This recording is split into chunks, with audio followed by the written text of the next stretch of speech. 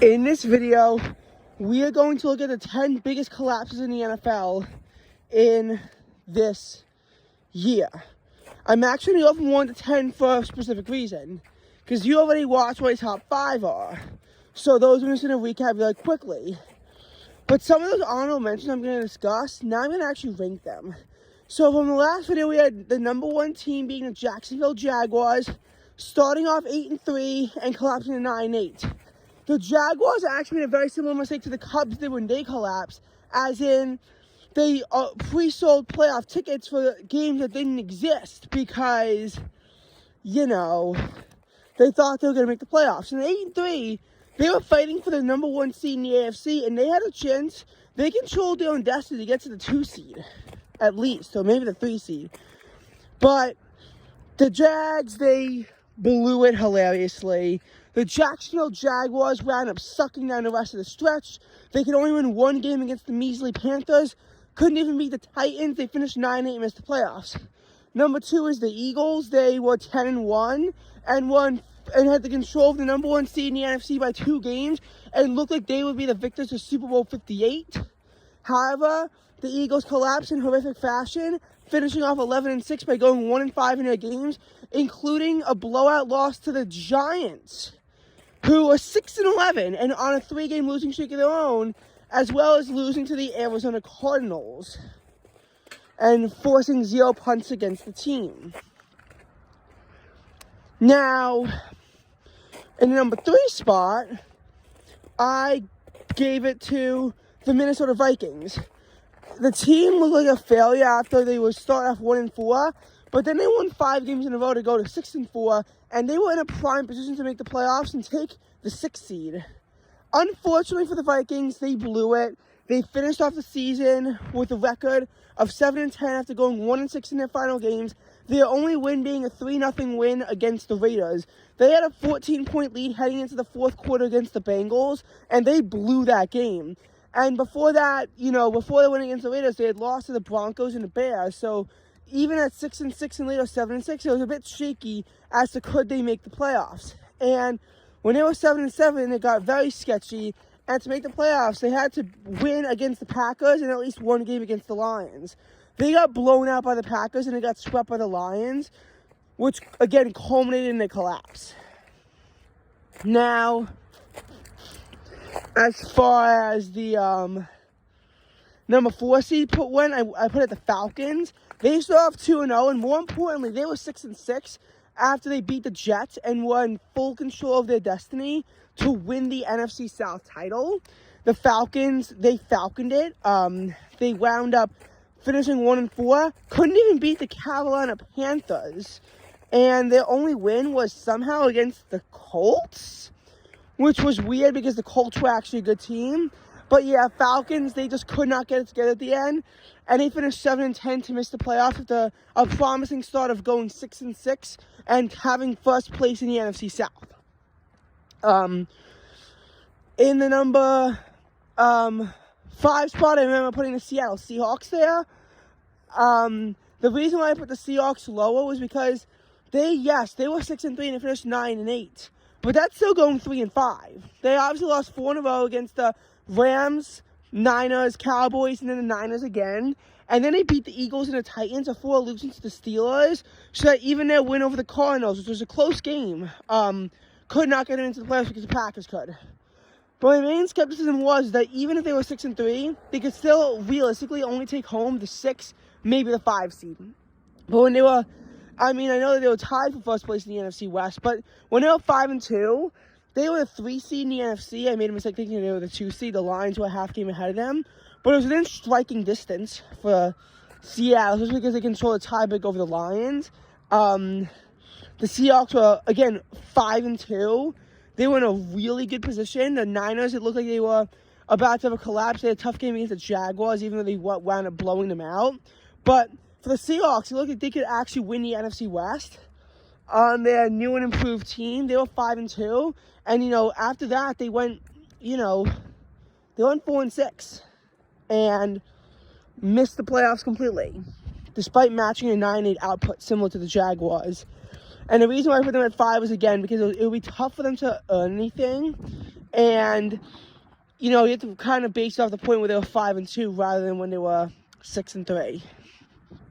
Now, for the number 6 spot, I am putting it as the Miami Dolphins. I know for the Dolphins, I was saying that, you know, the collapse of the team, you know, like wasn't that big.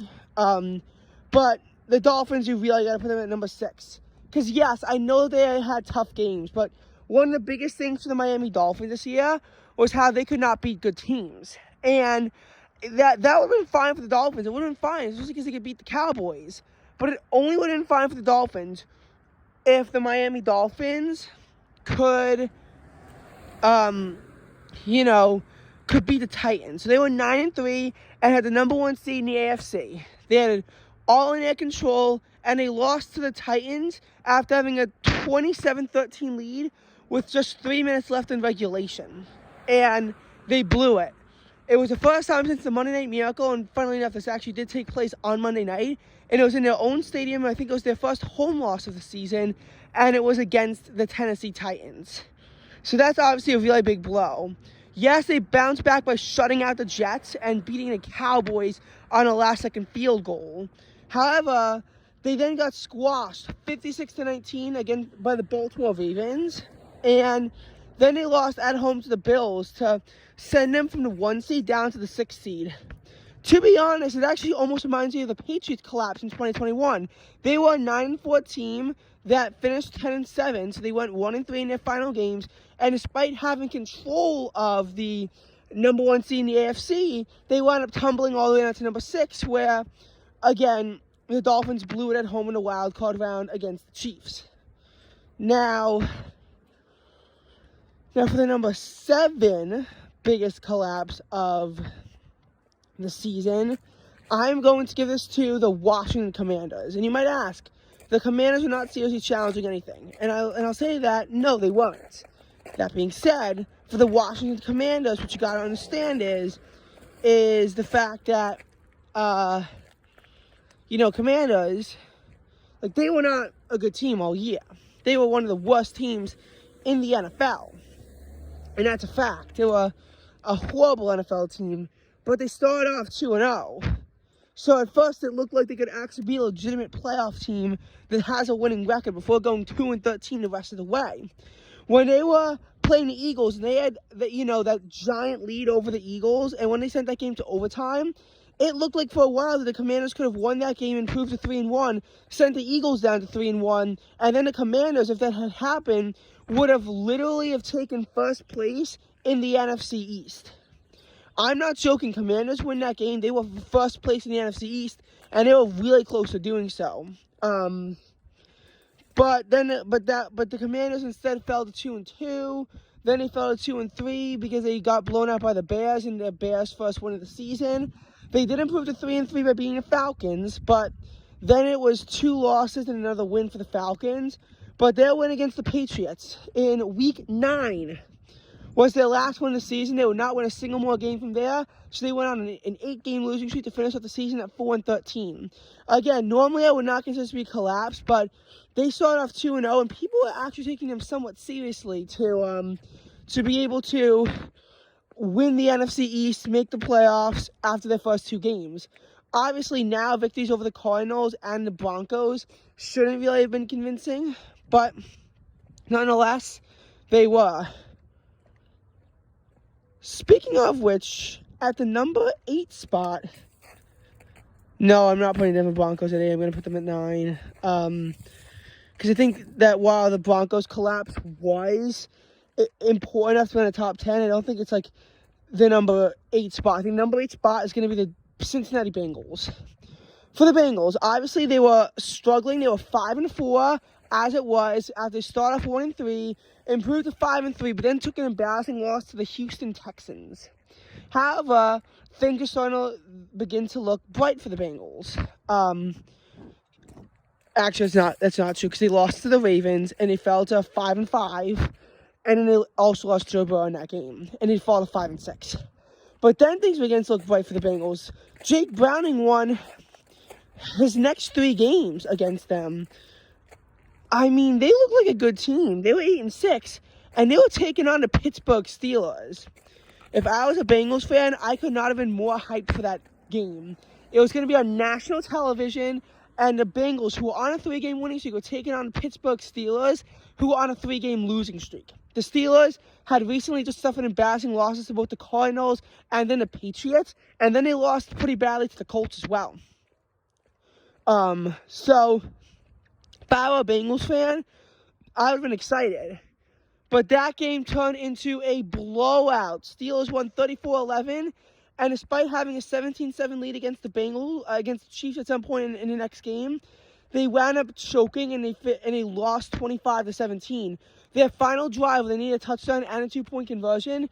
They successfully converted a 4th and 18, only to then face a 4th and 27 that they failed to convert, which thus obviously cost them the game, kicked them out of postseason contention along with the Broncos, because not only did they lose, but the Steelers won that week, the Texans won that week, the Colts won that week. So pretty much all the teams that they needed to lose that week wound up winning. So it was just really bad for the Cincinnati Bengals, because maybe the Colts, they beat the Colts, maybe they didn't need that, but the Bengals could not have choked away that game. They finished off 9-8 because the Browns were resting their starters, but just damn, it was a horrible season for the Bengals. And again, they could only finish 9-8. They were last in the division. It just sucked to be a Bengals fan. I kind of feel for them, because the Bengals were finally starting to look like they could win without Joe Burrow, only to choke it away, first to Pittsburgh and into Kansas City. Okay, number 9, this is going to be the Denver Broncos. I know you're thinking, the Broncos were never to be taken seriously, and the Miami Dolphins put 70 points on them. And you'd be right. But somehow, after starting off 1-5, the Broncos found themselves at 6-5 and later 7-6. So they were in a good position. They were on a 5-game winning streak, and even though they lost to the Texans, they then got a huge win over whoever they were facing next. God damn it, I forgot who they faced after that.